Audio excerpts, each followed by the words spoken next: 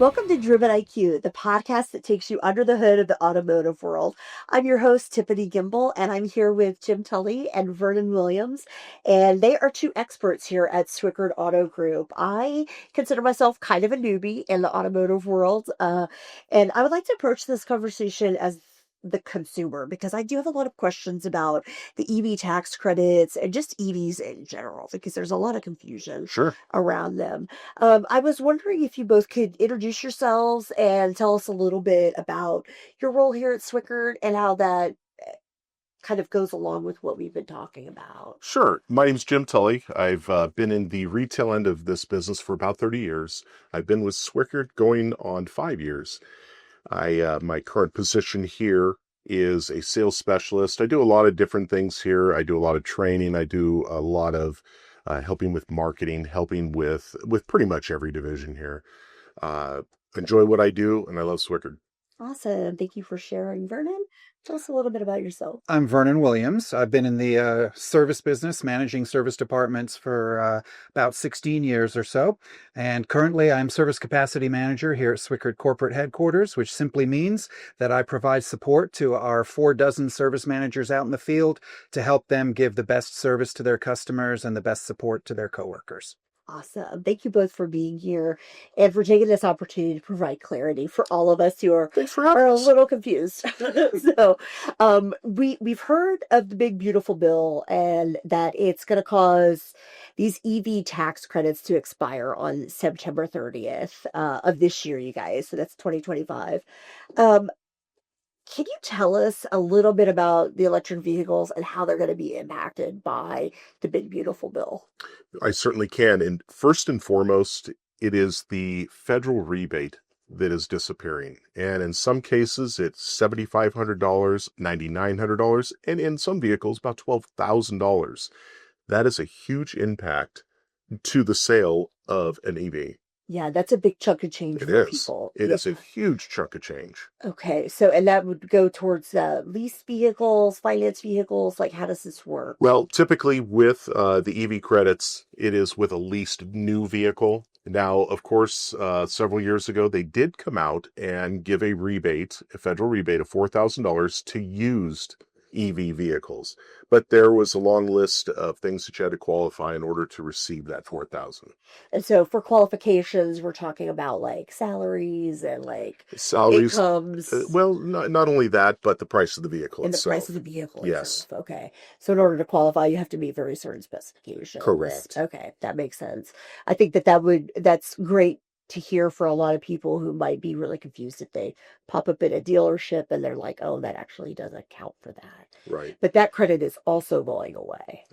Every Every EV, credit. every credit is going away on September 30th of 2025. It's done. It's gone. It's already been signed. There's no going back. Okay. That's a very, very strict deadline. So yeah. What do you think is the most important part about this deadline for the potential buyers that are ready to shop? Gosh, it's the money. Straight up to the money. The inventory is out there. There's plenty of EV vehicles in every brand that we have, but it's specifically the money that is going away. And obviously, when you're protecting your pocketbook and protecting your finances, Right. you know what I mean? It's this Yeah. money is gone. Yeah, and it's a big deal in this current climate where, a lot of people might be struggling or, Right. and they might not think that they have money for a new car now, but even if they're planning to get a new car the next year, this would still be the time to do it. Sure. Everybody wants a deal. Everybody wants a Yes. big deal, and we understand that. But this is part of the equation, whether it's a new car, leasing it, or a pre-owned car, and you meet those qualifications, it's a big deal to lose this money. Yeah, it sounds like it's a big deal. It is. It's a good chunk of change. Well, statistically, they're talking about having the EV business cut by 40% by 2030 because Yeah. of the loss of this rebates from the feds. That's a pretty big chunk. How will that impact inventory? Well, obviously, we're going to have to sell as many cars as we can, and the consumers need to get out there and buy but if they're on the fence post and they're thinking of buying an EV car, they really need to do their research and get after it. Yeah. Because when it's gone, it's gone. I did want to talk more about the inventory thing because I think something that's really important to note that I've learned here in the past like couple of days is that so many of our brands that we have carry EV models. So there's really something for everybody. There's definitely something for everybody. Every manufacturer out there has some sort of all electrical vehicle or perhaps a hybrid or even a PHEV. Right. So speaking of that, we've got the EV hybrid, the PHEV. Could you like go into detail about what each of those are? Yeah, it's Because actually pretty simple. So with an electric vehicle, you have an electric motor that's driven by a battery system. okay, Now, when you have a hybrid vehicle, there's an element that's added to that. We add an internal combustion engine, which is the engine we're all used to seeing in cars as long as cars have been made. right. So now you have your electrical system that the EV car has, but you have the ability to charge that by running the internal combustion engine, which is fueled by gas.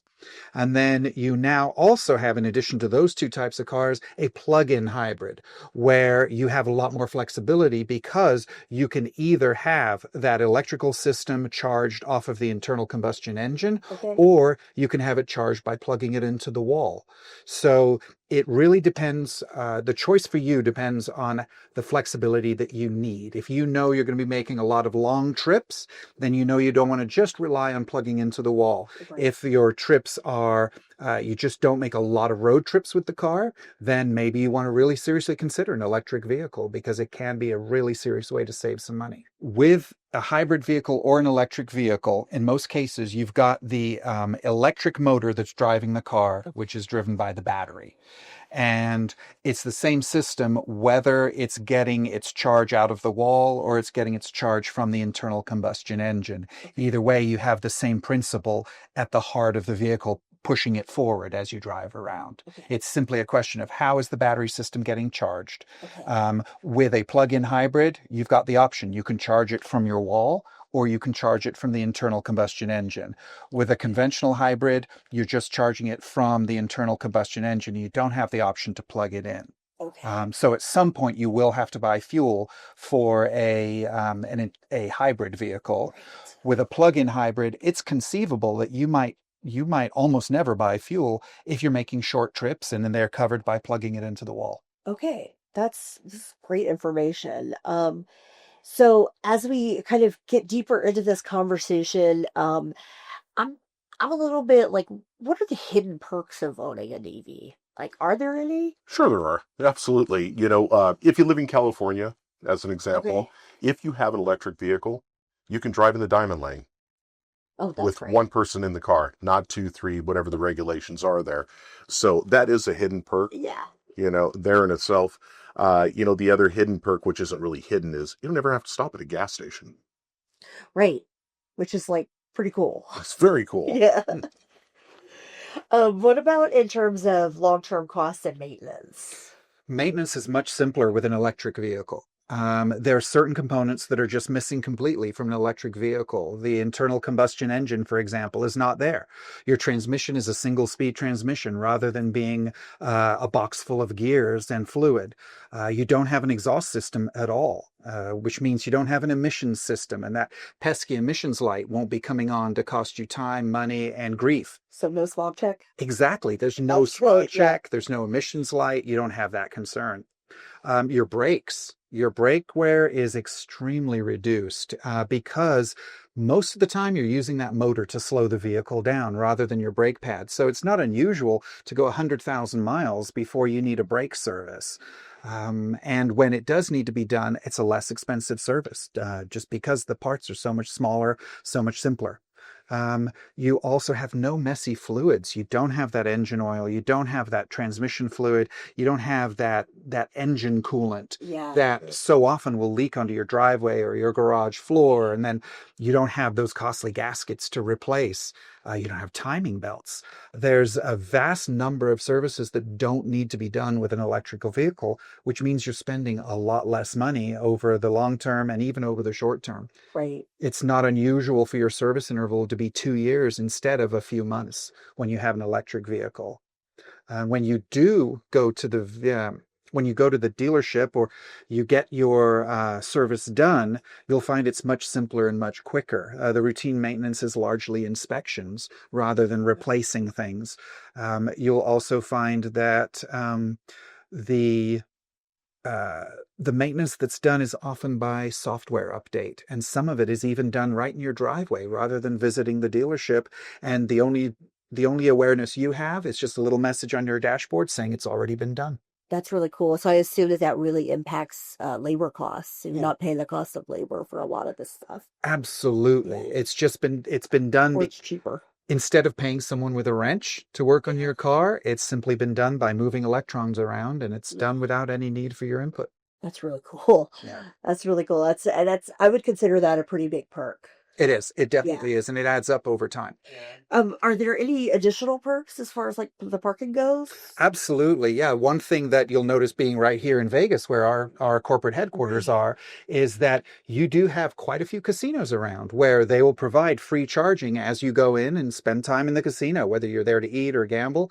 They like to provide you with some free charging. And that's not unusual to see at hotels, resorts, restaurants, that they will, as an incentive, provide you with charge time while you take care of your business. Yeah, and I've also noticed that the EV stations at the hotels and the parking garages tend to be right by the exits or the elevators, so it's really easy to get in and out. You bet. As well, Yes, which indeed. is a pretty big perk for a lot of us who, it can be really busy in those parking garages. So it's nice to get a little closer to where you got to go. 100%. That's great. Are there any maintenance considerations or challenges that people should think about when it comes to purchasing an EV or leasing an EV, I should say? What should potential buyers be aware of?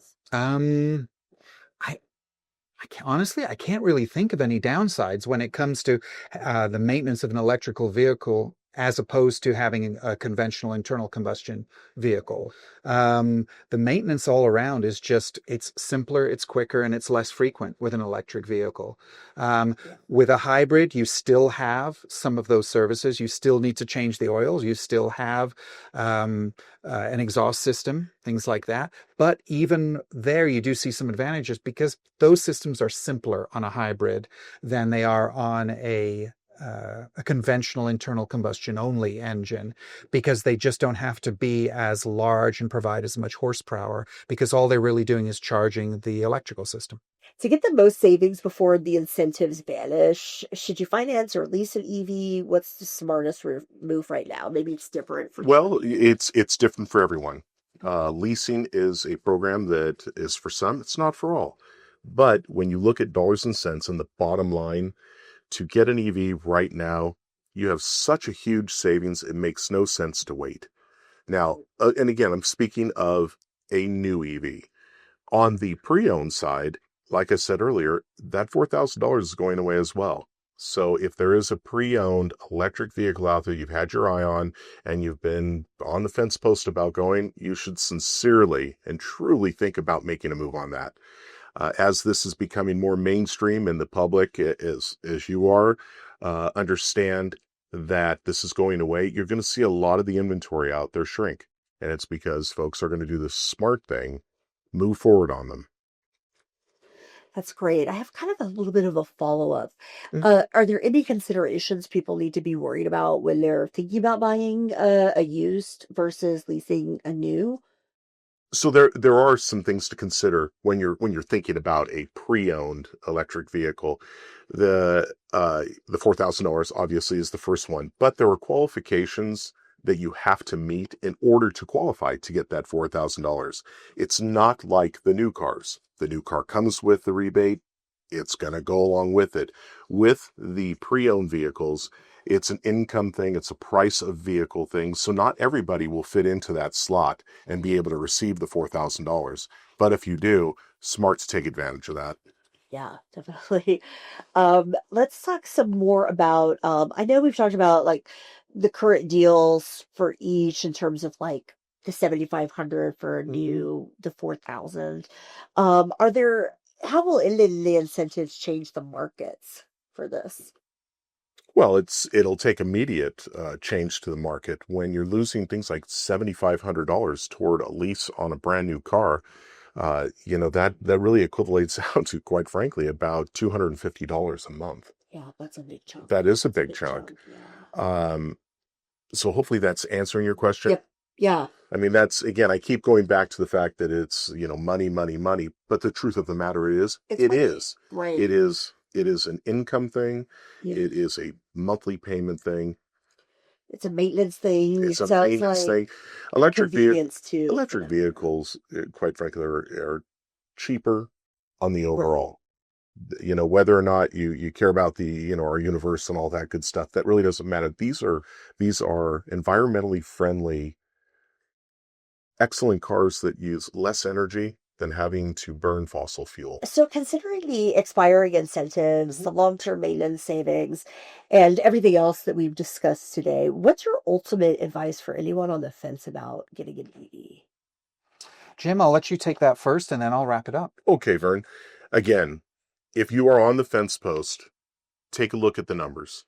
Find your vehicle, make a move on it. $7,500 is a lot of money. It is a lot in a payment.